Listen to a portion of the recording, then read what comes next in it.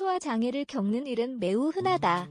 가스, 변비, 속쓰림, 복부 팽만감 및 기타 불편함은 언제든 우리를 공격할 수 있다. 어떤 사람은 건강한 식습관만으로도 충분하다고 생각하지만 다른 여러 요인이 소화에 영향을 미칠 수 있다.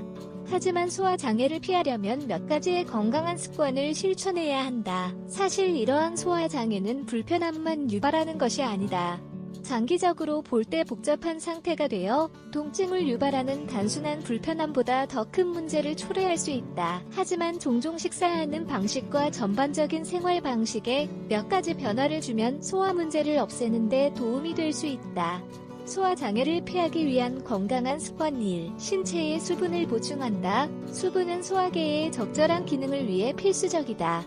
잘 알려진 하루 8잔의 물 규칙은 소화기 건강에 필수적이다. 여러 연구에서 물이 변비를 예방한다는 사실을 입증했다. 장은 음식물을 운반하기 위해 체액이 필요하다. 또한 물은 음식물의 분해와 영양분의 흡수를 촉진한다. 물을 충분히 마시지 않으면 섭취하는 식품의 많은 이점을 놓치게 된다. 하지만 물을 마시는 것만으로 수분을 얻을 수 있는 것은 아니다. 실제로 과일과 채소는 물론 주스, 수프, 차에서도 얻을 수 있다. 그렇기는 해도 청량음료와 카페인 음료를 피하는 것이 가장 좋다. 2. 필요한 만큼만 섭취한다. 더 많이 먹는다고 해서 음식 섭취가 개선된다는 뜻은 아니다. 실제로 과식은 더부룩한 느낌, 소화불량 및 다른 여러 문제를 유발한다. 많은 양의 음식을 먹으면 신체는 과도한 양을 처리하기 위해 더 열심히 작동해야 한다. 따라서 음식물을 분해하기 위해 더 많은 효소를 생성하며 이로 인해 더 많은 위산을 분비하여 위산 역류가 식도로 전달된다. 또한 과식은 가스를 유발하며 신진대사의 속도를 높여 피로, 발한 및 더운 느낌을 초래한다. 3. 음식의 균형을 유지한다. 다양하고 균형 잡힌 식단을 섭취하면 장에 필요한 영양분이 공급된다. 식사는 채소, 단백질, 건강한 탄수화물로 구성되어야 한다. 콜롬비아 소화기 질환 센터의 전문가인 곤살로 구에라 박사는 지방 섭취를 최소화할 것을 권장한다. 단백질은 칠면조, 닭고기, 토끼고기와 같은 살코기 위주의 육류를 섭취하는 것이 가장 좋다. 가공식품은 대체로 궤양, 대장염, 위장 자극과 같은 위장 문제 및 심혈관 문제와 관련된 트랜스 지방을 포함하고 있다. 또한 연구에 따르면 이러한 음식에는 장 투과성을 높여 장염증, 두통, 음식 알레르기를 유발할 수 있는 첨가제가 들어가 있다. 오메가3 지방산은 위장 건강에 매우 유익하다. 허기를 잠재우는 데 도움이 되어 과식에 대한 욕구를 줄인다. 일부 연구에서는 지방산이 염증과 위궤양을 예방할 수도 있다고 제안한다. 4. 섬유질을 섭취한다. 섬유질이 풍부한 식품은 위장 건강과 좋은 소화에 여러 이점을 선사한다.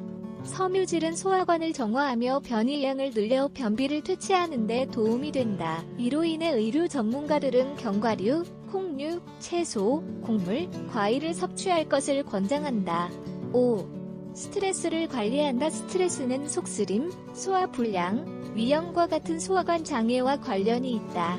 소화계와 뇌는 양방향으로 정보를 전달하는 1억 개 이상의 신경세포로 연결되어 있다. 특정한 감정적 자극으로 인해 속이 울렁거리고 부글거리는 느낌이 나타나는 이유가 바로 여기에 있다. 또한 스트레스가 설사, 변비, 속쓰림, 위염과 같은 질병과 관련이 있다고 하는 여러 연구에 따르면 스트레스도 위장 건강에 영향을 미친다.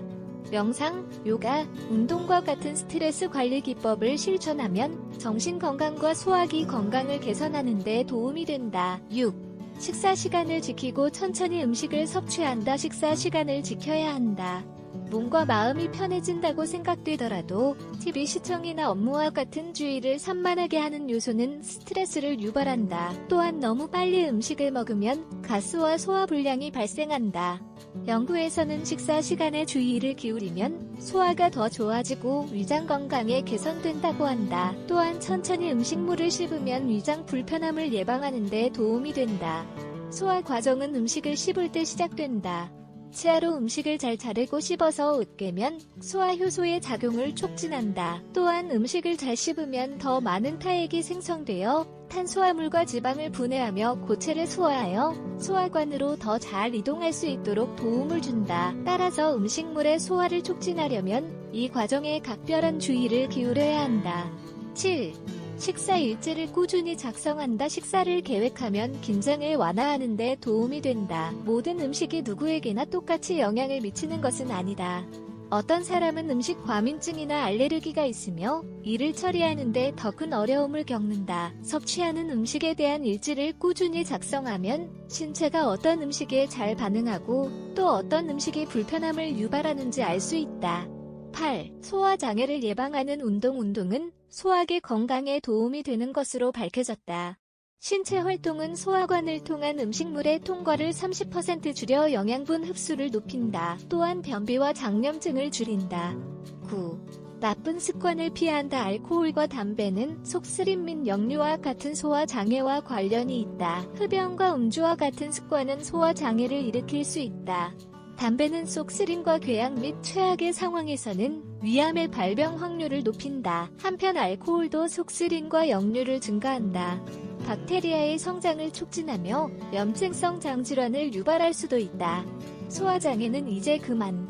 소화기 건강을 개선하고 식사 후 불편함을 피하기란 어렵지 않다. 식단과 일상 습관에 간단한 변화를 주면 소화장애를 예방하는 데 도움이 될 수 있다.